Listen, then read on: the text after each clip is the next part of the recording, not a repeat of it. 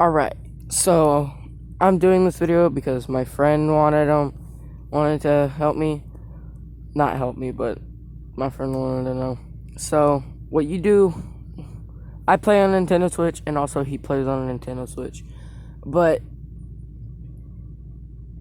if you have any experience with this, I'm sure you will not take my advice, but I don't care. So basically, he plays Fortnite.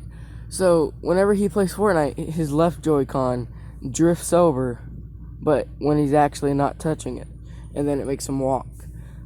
And also, what I had with the problem, the red Joy-Con, right here is to control the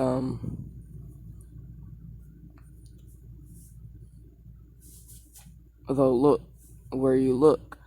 So mine kept going up and down, stuff like that.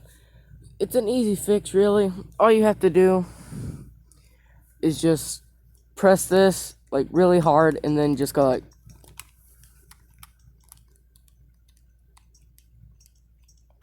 or go like, and then it should be an easy fix. Yeah. So that was the video. Bye.